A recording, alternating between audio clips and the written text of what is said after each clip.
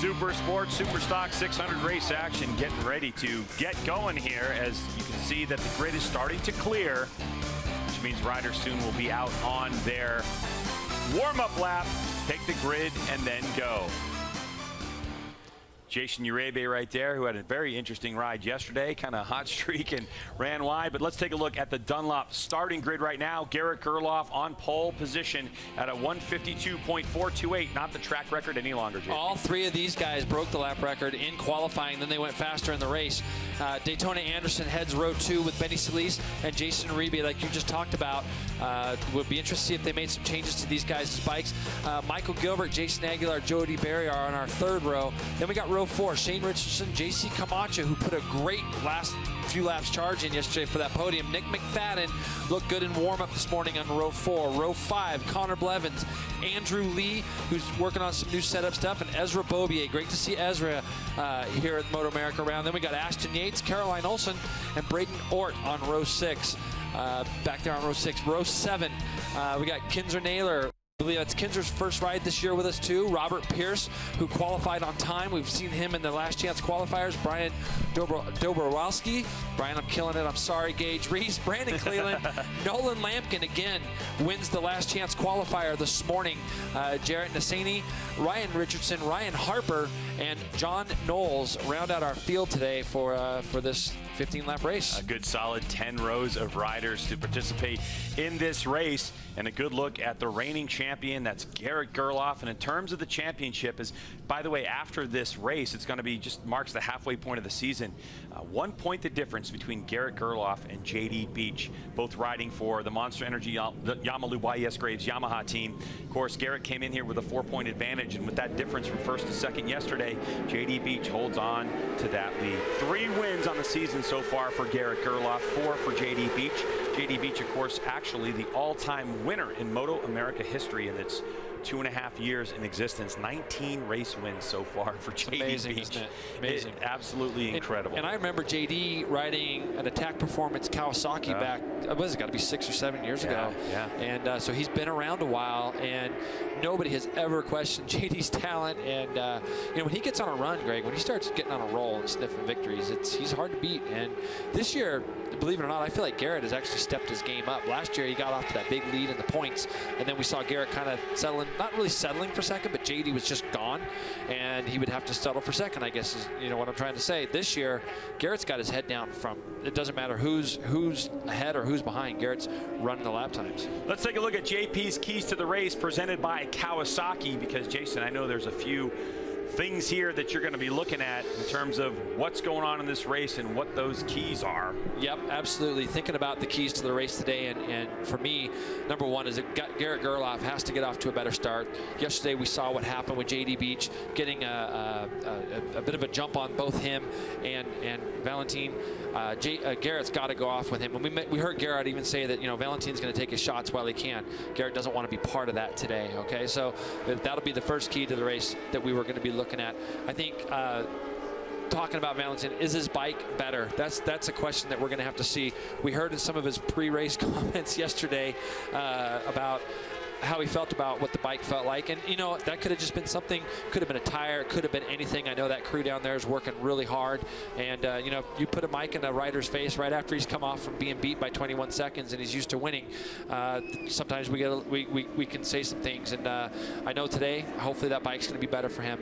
Aguilar ×2. The reason I put this is, will this guy be our 4th double winner of the year? So far in Superstock, we've seen 3 guys do the double. Jason Aguilar won very, very convincingly yesterday. Didn't look like he was slowing down at all either this morning in warm-up. He was quickest again of the Superstock riders, and we're going to be looking for Jason to see if he can do the double again. All right, those were JP's keys to the race presented by Kawasaki, and that's what Jason thinks, but all is going to be answered here in just a matter of moments. It is a long way to turn number 1 here, and it's nice and wide at Utah Motorsports campus, but we hope that everybody gets through turn 1 incident-free, because these 3 riders have been the class of the field. We also know that number 35 right there in the middle of your screen on a Honda, Benny Solis, is also very fast here. Scored his first podium in MotoAmerica here last year. He's been under the weather, but feels a little bit better today. Here we go, revs are up, and it looks like Garrett Gerloff kind of let that clutch out a little harshly, and JD Beach Beach takes the lead, at least for now. And what about Daytona Anderson and Jason Uribe? We're going to see if those guys got better starts than they got yesterday also. It looks like they're still a little bit back there. Got some super stock bikes ahead of them. But leading into one, it's going to be the two Graves bikes. Valentin's going to slot back in there in third. Benny's going to try to go with these guys in fourth. I saw Benny riding with Valentin this morning. Turn 2, this is getting tight. JD wants to show his authority right off the bat, and that's what he's doing. And you can see our front 4 have already started to just gap that back to 5th. Now, going back to Benny Solis real quick. Greg, you mentioned him being sick. Yesterday he came in, he literally told his dad, do not change the bike, and he went off to the hospital. He's not been feeling well and been really sick. So they didn't change anything with the motorcycle. And so today, you know, we'll see if he can hang in there a little bit longer with this lead quartet. Yamaha, Suzuki, Honda right there, your front train. And Valentin DeBees with setup changes yesterday, obviously didn't like him. We heard it post-race that he was not happy with the motorcycle. They've gone back to what they know. So the 53 rider on that M4 X-Star Suzuki in the mix. And Jason, Garrett Gerloff there in second spot as JD Beach with a little moment. He looks a lot more aggressive on this first lap. He did not want to let anyone past him because he knows that in order to have a chance, especially later in this race, he's got to stay with his Monster Energy Yamalu YES Graves teammate. 100% right. And right now he's done exactly that. Now you watched them go into the attitudes that time. JD went through the fast right-hander before that, which put him too tight into the attitudes, and it let Garrett close right back up on him. So as we get ready to go through the final 3 turns here to complete our first lap, we got a lead foursome. These 3 are just starting to try to break away a little bit from Benny, but we're going to see if he can try to get close enough to stay in that draft. It'd be sure nice to see 4 bikes up at the front. Brand new 2017 Yamaha R6s. 95 is JD Beach, who was the 2015 champion. Garrett Gerloff, his teammate, the current champion from 2016. Different riding styles. Gerloff, who pulls out of the draft and takes over the lead, is more of a traditional road race style, where JD Beach comes from that dirt track background. Now we'll get to see how well Gerloff, whoa, looks like they were almost roughing each other up there for a second. JD's not going to just let it go. Now this is going to help Valentin. This is going to help him a lot. This is going to slow the pace. I'll be interested to see what the first flying lap's going to be, but this is what Valentin needs. He needs these guys to battle like that so he can stay there, and then the longer the race goes on, even though we saw these Yamahas get into the 52s yesterday very late, he hopefully can still stick in there with these 2 guys. But the fact that JD hasn't been able to get away, and here comes Valentin, he's going to try to just let these guys know he's still here. And Garrett, that's going to make Garrett probably a little bit frantic. He doesn't want to let Valentin get in front of him or get by him or any of that stuff. So you can see Garrett protecting the inside line there as they head into turn 6. The 2 slowest corners on this track, turn 5 and turn 6. They're going to back all the way down to second gear there, but it's really got to control your mid-corner speeds. And let's see if JD goes into the attitudes a little, see if he opens it up a little bit here. And there's a replay of the draft and pass down the front straight. This is something that with the 3 guys in the front, we might see this a lot, Greg, because he's able to just draft past JD, get him into turn 1. But JD just like lets the brakes off and lets the bike run a little bit wide, so it's going to give him a better line into turn 2. JD Beach are trying to get around the outside of Garrett Gerloff on that replay. 56.26. The fast lap so far here as they complete their lap from a standing start.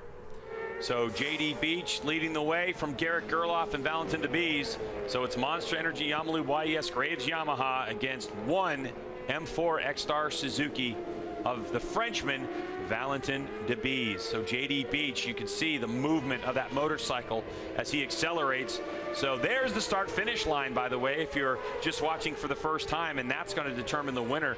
So it really seems, Jason, like you've got to be leading coming out of turn number 1.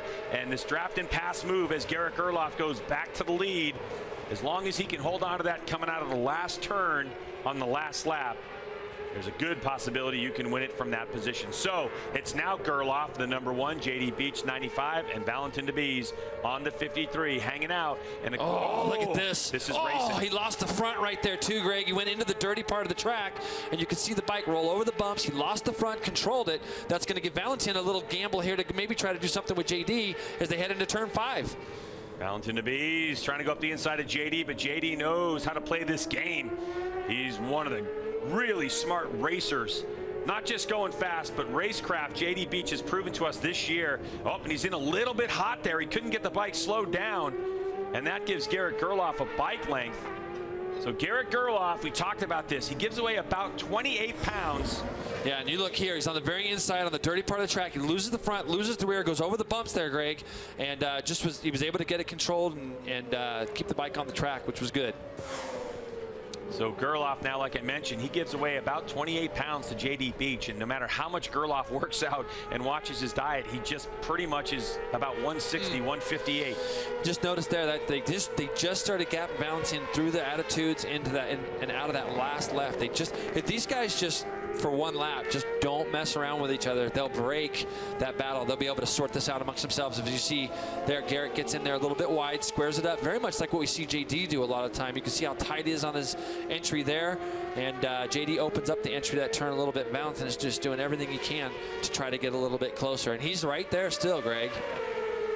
Fastest lap of the race set by Garrett Gerloff. The last lap, a 152.9. A 152.9, so a little slower than it was yesterday, probably part of the heat, and it's also early days here. It's just lap number 2. A good look at Benny Solis on the CBR 600RR, circulating in 4th right now. Benny, his fastest lap of the race, about 1.2 behind those leaders. So Solis on that CBR 600RR also nursing a bit of, it's a nasty cold. Yeah, about as nasty as it gets. Just been sick. Not sure if it's food poisoning or a bad flu or something, but this kid works out really hard. He works really hard, and he's been able to break that battle for 5th again. And you can see those guys are a little bit further back. It's going to be Daytona Anderson, Jason Uribe, with Jason Aguilar leading our super stock category again. And here comes Uribe. He's going to try to go underneath Daytona. What's funny is that Daytona's racing against the bike here that he rode at the beginning of the year, so he's actually racing against his own motorcycle. Daytona Anderson now his second ride on that Suzuki as Uribe with his foot down, coming in from the CEV series in Spain. Very European riding style now to Uribe. So he's number 36, and the 104 is Daytona Anderson, and those guys are going in. They are. This is as close. Daytona Anderson on the M4 Ridiculous Racing Suzuki, and Jason Uribe on the Ridiculous Racing Yamaha.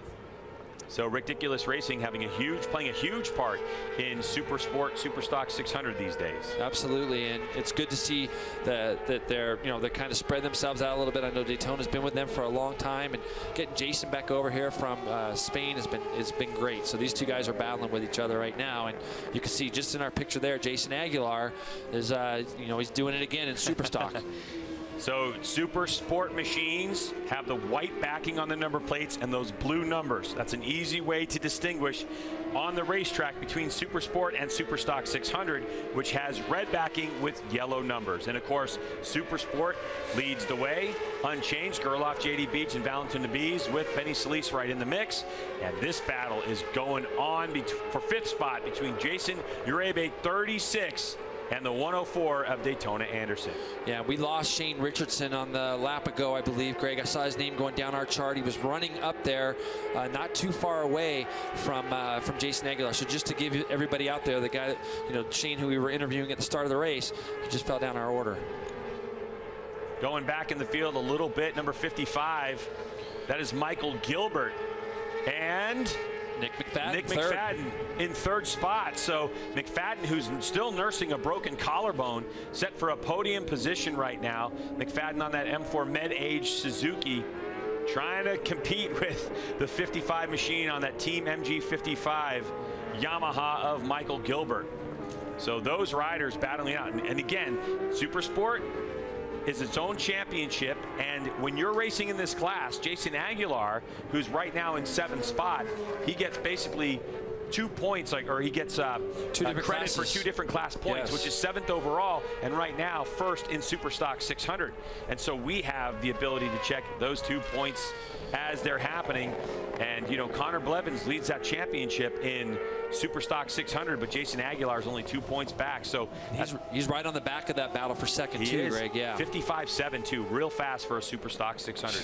Really back up front here with Garrett Gerloff and JD Beach on that Monster Energy Yamalu YES Graves Yamaha, now putting about a 2nd between themselves and Valentin Nabiz, who's still holding on last time by each of those riders, all three of them doing 53s, 53.0 for Gerloff, 53.1 for Beach, and 53.3 for the Bees. It seems like the heats actually helped the Suzuki. You know, the Yamahas don't seem to be getting away as much as they did yesterday. It's got to be a little bit encouraging for Valentin to see that he's got these guys not too far in front of him, as we see a replay through our last section of the racetrack here. Both the Yamahas going into the last turn onto the front straightaway. Good look at the suspensions and the bumps here at Utah Motorsports Campus, and how well that these Yamaha R6s are able to absorb those bumps. So here goes JD Beach. This is back to live pictures, and JD now doesn't want to follow any longer, and he will take over the lead, at least for the moment. Yeah, and you know, they're just going into turn 5. The problem is you get such a good run on somebody through turn 3 and turn 4 that if you get a run, it's kind of hard not to want to try to pass them into turn 5. I think that both these guys have figured out that nobody's getting away from each other. You know, the pace that they're running right now is kind of the pace that it's going to be, and the only guy that's really going to pay dividends from this is the guy in third. If Valentin can just get a little bit closer, I know how hard he's trying back there to do that. It's really easy for me in an air-conditioned room for me to sit here and say that, really. You know. Yeah. But if these guys continue to do this, if anybody makes any little bit of mistake, that's all it's going to take for him to get back up there a little bit closer. So JD Beach now leads the way from Garrett Gerloff. You can see for a moment there before the attitudes, it looked like JD had a little bit of something, but Gerloff was able to make it up on the brakes and through the attitudes. Gerloff bike just in the way. Oh, JD. Wow. Up and out. We've seen it from JD before. That could be either a warning sign or JD knows that he was on the gas too hard. Well, the pace is just not where it was at yesterday, so it tells me that the track temperature that we talked about before the start of this race, I mean, Greg, they're doing 53.2, 53.6, and you see Garrett now pulling out of the draft. But the thing is that the heat in the track itself is not allowing the bikes to have as much grip, maybe mid-corner, and that's what we just saw with JD right there. So could that be the sign that JD's starting to lose some traction on the rear end, or was it just a hiccup? JD Beach knows exactly what input he put into that motorcycle and started to spin it up. So Gerloff now with the lead again, about the halfway point of this race. We're getting really close to that spot as Valentin DeBees now just losing another couple of tenths of a second and losing touch with this battle. Let's take a look at the replay, what happened to JD. Here we go. He's on the edge of the tire. He's trying to accelerate. We saw it yesterday. He's just trying to pick the bike up off the edge of the tire. He's trying to give it a little bit of gas, and the grip just isn't there the way it was kind of yesterday. And you know, we saw the same thing yesterday with the foot off the peg, and he's able to kind of get that bike back underneath him. Didn't lose a position there, but definitely lost some drive as JD retook here's a replay of the pass for the lead and the situation that we're under right now as Garrett Gerloff went by JD. Down the front straightaway again, and these guys are now off into the attitudes. And you can see Garrett opens that up just a little bit more than JD as they come into this little section. He opens that up just a little bit, and still 53s, Greg, our 53 for our three first guys are all in the 3s, and then we go back to Benny. He did a 54.3 as his best, but he's 55 flat. And even the pace beyond that, you know, we saw Jason Aguilar yesterday 55 flat in super stock. Right now he's 55.8, 55.5, so it's a little bit slower. Looking at the transitions, the way the bike goes from side to side. Sometimes it's called flickability here in motorcycle road racing. The new Dunlop tire that they brought to this race, it's a 180/60 tire versus a 255. That's part of the characteristic of the tire. More edge grip, more edge feel, and better flickability through the fast stuff. It really suits Garrett Gerloff's riding style, and he really enjoys how quickly he can get the motorcycle from side to side. I think you make a great point. You know, with the heat being up and not having to get on the gas, he's going to be able to roll through the corners a little bit different than JD maybe, and JD right now is just that's the biggest gap we have seen.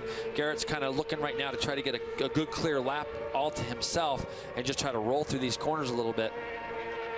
So Garrett Gerloff leads the way now with the biggest gap we've seen of the race so far, just about 0.3 of a second. JDB trying to close that gap. Here's Caroline Olsen running in 15th spot, and she just got passed by Shane Richardson. So Shane Richardson gathered himself back up, and now he moves up to 15th position. He must have had a problem, maybe run off the track somewhere there, Greg. And I know on Caroline's behalf that the setup she's on right now is brand new. Like they Bryce Prince, actually, who raced and is the defending champion in the Superstock class, came over and helped her a lot this morning and looked at some things and on the bike and said, hey, let's just try this, because she was experiencing some chatter. But this guy here, Shane Richardson, who I've just been unbelievably impressed with, they all have been this year. He's trying to come back through the pack after obviously running off the track a little bit earlier. He was right up behind Jason Aguilar, too, on the first 2 or 3 laps that I saw coming past our commentating booth here. And so for him, he just ran off the track somewhere. He's making his way back through. Shane Richardson on that Palmetto Kawasaki ZX6R out of New Zealand. Next on the hit list is going to be Andrew Lee. Andrew Lee circulating the 58s, and Shane Richardson about a second and a half quicker. And there's the big move. That's to take over 14th spot. And he's going to try to hold on to that position, as Andrew Lee is feeling very racy at this point, in a nice points-paying position for Andrew Lee. But Andrew Lee's got Caroline Olsen to deal with right behind him. All right, so here we go back up front, and the gap has grown now to 0.6 of a second. And Garrett Gerloff with the fastest lap of the race, a 52.860 on that last lap, lap number 8. So if JD Beach has anything in the tank at this point, he's really going to have to dig deep, and he's going to have to do it by setting fastest lap pace. But this is exactly what I say. Garrett got that one lap where he could lead the whole way around, roll through these corners mid-corner like he likes to, and not have to apply a lot of gas. And what I'm talking about there is he carries a lot of entry speed, so he rolls that speed all the way through the corner. JD, kind of like we've talked about in the past, he likes to get in there, squirt things up a little bit, and squirt it out. And right now he's having trouble doing that, it looks like, just based off of what we can see here with the bike moving around a little bit. A little look back here at Jason Uribe and Jason Aguilar both. Here you go again. Jason Aguilar, he's got a 4.4 second lead over Michael Gilbert and Nick McFadden and those guys in the Superstock class. But Daytona Anderson is back ahead of Jason Uribe, and I'm sure that battle's going to go to the line between those two also. So Jason Aguilar, who won his first race of the season yesterday, looking to do the double. And Jason, we talked about at the top of the broadcast, in terms of Superstock 600, everybody who's won a race has done a double. So Nick McFadden did it at the first round, Michael Gilbert did it the second round, Connor Blevins the third round, and now if Jason Aguilar can hold it together in this one with a 4.5 second lead, he's got the possibility of keeping that double win streak alive for the Superstock 600 winners. And it's been amazing. I mean, this is what this class was about. We've had a different race winner every single track we've gone to. Yeah, and he really looks today like he's really riding within himself. He's probably looking at his pit board.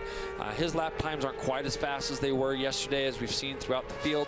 That said, he's riding very smart. You can see Michael Gilbert in the background there. He's got a big lead on him. And it's only a matter of time before Jason Aguilar won a race. He's been up front at a ton of races and really has deserved to win a race earlier than he has. Here you get a good look at Michael Gilbert, who is, I believe, second in our point standings coming into this round. Finished second also yesterday. Looks like he was third maybe in the standings, Greg. Sorry about that. No, third. Yeah, he was second. Now he's third, but only 6 points back in the championship. Yeah, it's really close between him and Connor and Jason and Nick. So Nick's just fighting so hard, and you can see him in the background. He's got Connor Blevins right behind him right now as they come down this front straightaway. But we're looking here at Michael Gilbert. Here's the battle for third in Superstock, up just behind this guy, just behind Michael. Looked like Connor was trying to make a pass. And but yeah, all our main 4 guys are running first through fourth right now in this championship. And here you go. It looks like Connor was able to get by Nick. And like I was saying, Nick is fighting really hard right now, and good on him for it, because I know he's hurting still. He's not able to ride like himself, but he's just got to get through this weekend. And if he's to win this championship at the end of the year, he's going to be able to look back on this weekend and say, hey, I got 2 results there, and that was a big key. But that said, it looks like he's going to try to take another shot at Connor as they head into turn 3 or turn 5, but just a little bit too far back. Connor Blevins, the number 37 out of Oklahoma City, Oklahoma, on the Excel Machines Racing Kawasaki ZX6R. Battling it up with number 16 on that is Owensboro, Kentucky native Nick McFadden on that M4 Med-Age Suzuki, and that is the final podium spot as Nick has a look over his shoulder. So Nick right now trying to grit his teeth and hold on, and he is really going to want to get out of here, by not re-injuring anything that's going on with his collarbone, and get a couple of weeks before we head off to Mazda Raceway Laguna Seca in California. Back up front, Garrett Gerloff, JD Beach. Down to the beach. JD Beach with the fastest lap of the race. Go. He's not giving up, folks. Not at all. And sometimes this is what it takes. You got to just kind of reset a little bit, reset some things. Go, okay, what is this guy doing in front of me that might be a little bit different than me? And this is what's, you know, the intelligence of these riders to be able to adjust during the course of a race, see a pattern that might be happening in front of him. You can see JD turns in a lot earlier into turn 2 than does Garrett. Garrett runs a little bit wider line, even into turn 3 here. You can see the same thing. So if I look at that, our splits, Greg, the last splits were the exact same, and we go back and have a quick look at the start of this race. Both the Yamahas had a little wheelie to Garrett. I saw his just wheelie ever so slightly. Valentin did his best to get in the draft of those guys, as did Benny. Looking back at that field, 4 or 5 wide going into here, but real clean start by the first 6 or 7 guys here. So that was a good look at the start of the race, and nice and clean as you see JD Beach likes to send it a little sideways when he snatches that brake lever. 95 JD number 1, Garrett Gerloff, as Gerloff went underneath Beach a little bit wide on that one, and then the fight started. So JD Beach right now on the comeback trail. He was about 0.7 of a second adrift of Garrett Gerloff just a lap ago, and now Garrett Gerloff and JD Beach. Gerloff's running for his life, but JD Beach looks like he's getting a little bit closer. Last time by the stripe, it was 0.5 seconds, and it looks like Gerloff is kind of answering that. Yes, it does, and you're exactly right. 52.8 for JD that last lap. 58.28 is the best lap for Garrett overall, also. But he's just got just enough of a gap right now where he should be able to hold the lead down this front straightaway again. And you know, JD's just got to stay patient. He's got 5 laps to go. He's got to methodically just chew away at those 0.1 of a second that Garrett's been able to pull out on him. But it's not big enough yet, Greg. It's only points, only 0.5 second. Garrett just gets a great drive. And look at the tuck. See how Garrett's shoulders are down a little bit. JD's shoulders are just out ever so slightly, and it's just the difference in size between riders and things. Another good look here at Valentin Debise.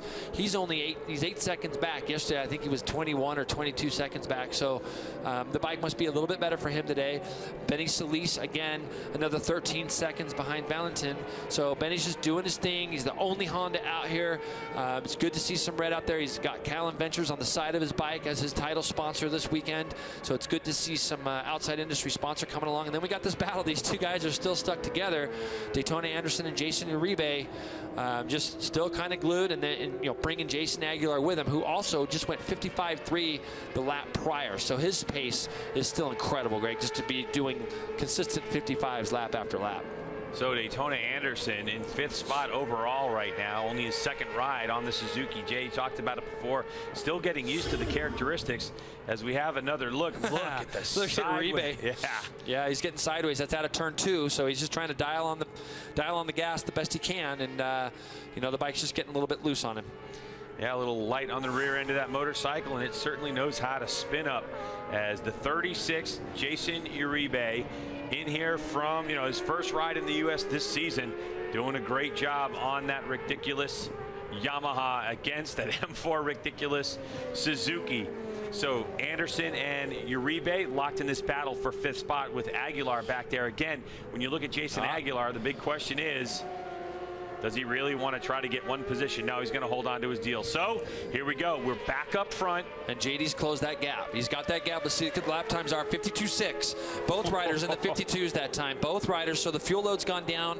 Maybe it's made the bike just a little bit easier to ride. I'm not sure. But 52.6 for JD, 52.9 for Garrett Gerloff. So Garrett actually responded and got back in the 52s. And JD was able to just run a little bit quicker. So, this is a spot. Look where Garrett turns in. Look where JD turns in. You can see a difference. Now, when they go into turn 3, this next left-hander, you'll see Garrett starts a little bit wider than JD, even on the turn-in point there. So just a little bit different angles of attack, and that's what's so great about our sport, is that you can see 2 riders on the exact same bike, exact same team, do things a little bit different. Both ways are working just fine right now, as you just saw by both of them getting in the 52s again, Greg. All the props to Dunlop as well with this new tire, this new rear tire that's been heavily tested, to be able to set the fastest lap of the race with 12 laps into this race. That's incredible. We're getting word that Benny Solis pulled over. Oh, what a shame. Part of what happened there. Yeah. You know, part of the problem here with racing at the altitude that we're at and the extreme heat is keeping the motorcycle cool. Not sure if that's the issue with Benny Solis, but that Honda CBR 600 is such a reliable machine that it's very unusual to see that. Garrett Gerloff going through the attitudes there, spinning up the rear tire there momentarily, trying to get the bike to get on the gas and down the hill. And that's another little slip up for Garrett Gerloff as the laps are winding down here in Supersport, Superstock 600, as JD Beach is getting ever so close. Now he's in a position to start thinking about his racecraft and how he's going to pass Garrett Gerloff. Gerloff, next time by, Jason, it'll be on his pit board. He'll get the information that his teammate is right on his tailpipe. And it gives you so much confidence as a rider when you see the leader in front of you starting to spin it or getting bucked out of the seat. JD's close enough now to take advantage of the draft as they come down the front straightaway. He's actually close enough this time. Both the Yamaha guys, all these guys got to eat together in the same tent and everything else, so they're both rooting for their guys. Though JD looks like you said, Greg, Garrett gets an amazing drive out of that last corner, and JD's just not able to get close enough to him. JD's having to work the brakes so hard, but Garrett has got such a flow at this racetrack. Yep. Yeah, he really does. And this is kind of a track that's really, you know, all these tracks are good for all these riders, but you can see this is kind of a track where Garrett likes to get out to the outside, get his bike set up, and get it turned. All right, JP, you're JD Beach right now. What are you thinking? You trying to do it now, or are you going to wait till the last lap? Well, we got 2 to go, and we got traffic coming up. I think if I'm JD, I want to get by and get to traffic first if it's possible. There's a lot of places on this track where you can block people, and, you know, it only looks like there's one maybe in front of them right now, but for sure, if you can get to that lap traffic first, that's what you want to try to do. Garrett Gerloff getting some really good drives even late in this race. 192 Ryan Harper up front, just ahead of them. So the 192 machine on the Moto Shop Entry motorcycle out of Santa Barbara, California, he's going to get a close look at the front of this race, and they get it through the attitudes. That might close things up if Gerloff can't get around him, and it does. Look at Beach. They just got a big run on him, but it's going to make him extremely tight in here. He's got to be able to try to get off that turn with Garrett. So Greg, is going to be the last lap thing. He's going to try to be close enough to draft him down that back straightaway, or down this big long front straightaway rather, and try to do something with him. And then he's going to have to run block. Now the advantage to that is that JD likes to run fairly tight entries, but Garrett's so good through these last 2 turns, and the drive out of here, he's got to get the drive of his life to try to keep JD behind him. Here goes Garrett Gerloff. Here we come onto the front straightaway. Gerloff with another great drive out of this corner.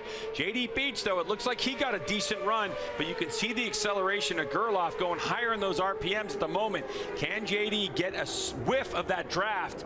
And that was a superior drive as we enter the final lap of this race. JD Beach has got to be thinking about it. Oh, a little deep into turn number 1. We saw that the last lap. So Garrett Gerloff now with a bit of a gap. Can JD close it down? And there's more lap traffic ahead of him. Yes, there is, and that's the big thing, is you got to be able to get through that lap traffic as clean as you can. Right now, Garrett's got that gap, though, Greg. I think it's going to be extremely hard for JD to do anything with him. He's going to have to do a lot of closing up here, and then he's going to have to get a little bit lucky. Look at Garrett being so smart. Gets through that first split faster than anybody. Now, he went a little bit tighter there. He loses the front and saves it, Greg. Wow. Now that's going to open the door for JD into this next right. So here comes JD Beach. He's trying to put it underneath his teammate. He can't do it. So Gerloff, there he goes. And they touch. And they go down. Wow. Whoa. Valentine de Bees, this is your chance. You can get back in the championship. We've kind of been waiting for something like this to happen, but we really didn't think it was going to. That was just strictly a bummer for both of these guys. And the bikes are locked together as both of them are trying to get the bikes up and off each other. So that's going to leave the door open for Valentine de Bees, who's been there the whole time as the white flag flies. These 2 riders that are leading this championship have crashed out of race number 2. Wow. I wonder what the conversation is right now. As the riders, and because they're stuck together. The top 15 pay points, and so they're trying to get some corner workers to help them out, trying to get these bikes. It looks like apart. It's on fire. It's on fire, Greg. One of the bikes is on fire. It looks like they're kicking the thing, trying to get it on fire. Valentine is just going to say, hey, I just got 25 points. These guys are going to get none. So the rider from France on that M4 Star Suzuki, Valentin Debise, has played it right on this one. He rode within his race, did everything he could to stay with the leaders early on. He saw the crash. You can see right now he is on cruise control, waving to the fans as it's going to go to Valentin Debise. Will take victory here as he tries to. That's traction control. There's not enough air in up here for the bike to make enough horsepower to do a wheelie. But hey, we're going to see a little different Valentin in the winner's circle today than we did yesterday for sure. You see Garrett got up now. Daytona Anderson's going to beat his bike across the line as he's going to come home in second, and Jason Uribe all the way from Spain is going to get himself up there on the podium also to finish third. So there you go. Who would have thought that this would be the podium? Wow. Jason Aguilar, congratulations on doing the double. You see him back there finishing fourth overall and winning Superstock again today. I'm looking for the battle for second. Here comes Michael Gilbert is going to finish second. And Nick McFadden, what a tremendous job to put yourself on the podium against Connor Blevins. Gets him at the end of the race. How about the M4 team? They have M4 Med-Age Suzuki, M4 Ridiculous Racing, M4 X-Star.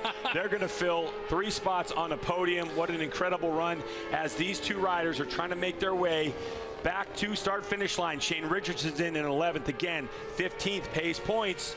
So it's down to Caroline Olsen finishes 12th, Ezra Bobier 13th, Andrew Lee in 14th, and Gage Reese will finish in 15th spot. So Garrett Gerloff now is just riding for a number. You know, in terms of the points paying position, both of those riders are going to score 0 points. So congratulations. I mean, what a host of Superstock riders. There's some standouts there. Nolan Lampkin, awesome job, 10th. He came through both our last chance qualifiers this weekend. Didn't qualify on time. This young man went out and finished 10th in this race overall, and I believe he's like top 6 or 7 Superstock. That's his best result of the year. You know, JD and Garrett are such class acts. I'm sure there's not going to be too much animosity. Garrett lost the front so big in turn 5, and then JD goes in and loses the front in turn 6. So what does this mean for the championship? Well, J.D. Beach comes in to this race with 1 point over Garrett Gerloff. That is not going to change. Benny Solis, who scored 0 points, is 61 back. So Valentin Debise, who is 73, that's almost 3 full races. He's just going to claw his way back in to within 2 race points. So he'll probably pole vault in front of Benny Solis and take over third in the championship. So no huge ramifications for the battle for the #1 place. The thing is, Greg, is that this can happen at any weekend because these two guys are so close together. Now you're going to see. Now I want you to pay attention. You watch Garrett's outside foot. He's going to lose the front. His outside foot's going to come off. That's just saving it, folks. That's just grit and determination, letting those gyros continue to spin forward. Now they're going to come in here. JD's going to have a go, and the same exact thing's going to happen. He's going to go underneath Garrett, but they just touch a little bit, and Garrett and JD loses the front. Now that's going to be caused only because when those two guys touched, it just took a little bit of weight off the front tire of JD's bike. So right here, everything's good. Now JD sees the opening. He goes for the opening. They touch. That takes the weight off the front tire of JD's bike. That takes them both out. Now, with it being so close and those bikes being so hot, I wouldn't be surprised if something welded to something else. That's why they couldn't pick the bikes up. No kidding. Yeah, I've seen it happen. I've seen it happen. Yeah.